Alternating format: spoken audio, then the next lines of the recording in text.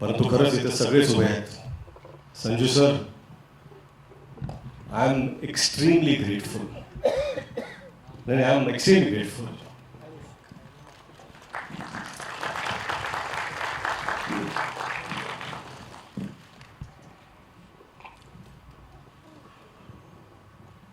Sanju sir से मिला, उन्होंने कहा कि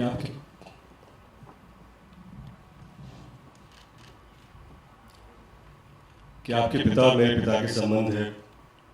Our fathers know each other very well. Let's do this for them.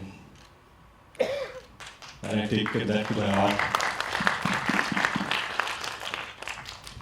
My big brother Abhishek. एकही प्रश्न विचारत नाही.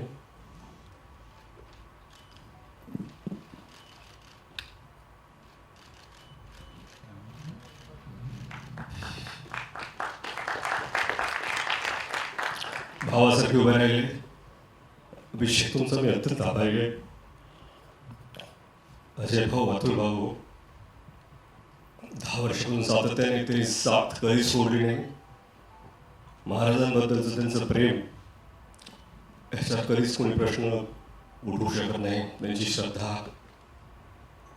कधी कधी असं वाटतं की ते महाराजांना जसे पाहतात तसं मी का पाहू शकत नाहीये.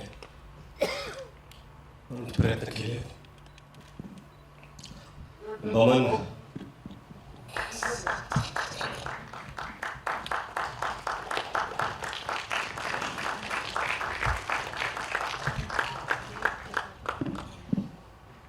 बमन सर असतील, अमोल सर, जितू. एक दिवस आधी मी त्यांना विचारलं, माझ्याकडे ऍक्टर नाही आहे, तुम्ही कराल का? एकही प्रश्न विचारला. एवढं प्रेम दाखवल्याबद्दल मी सगळ्यांचा अत्यंत आभारी आहे.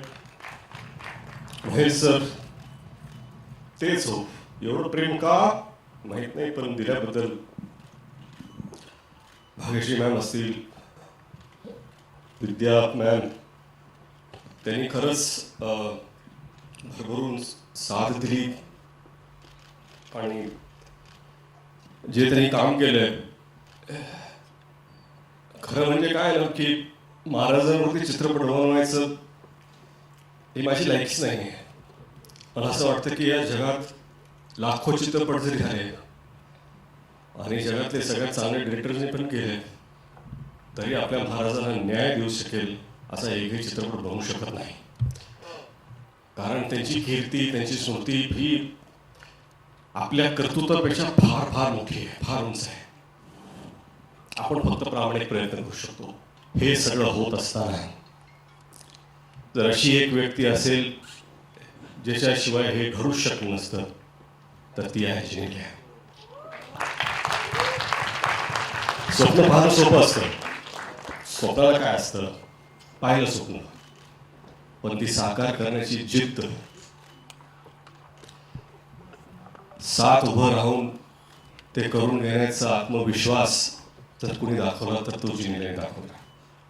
एखाद्या दिग्दर्शकाला जर अशी निर्माता भेटली तर अजून काहीच गरजेचं नसतं. मला वाटतं की खरंच हे स्वप्न जे पाहिलं आहे आणि प्रामाणिकपणे सांगतो, आम्ही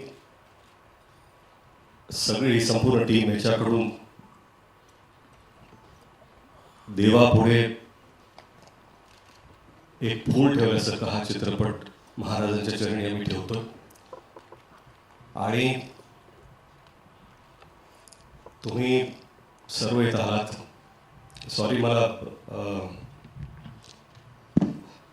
असं इथे असं बोलायचं नव्हतं, परंतु मला माफ करा. थँक्यू. आणि वेळात वेळ काढून आलात त्याबद्दल तुम्हाला सर्वांचा आभारी आहे. जिनिया, थँक्यू.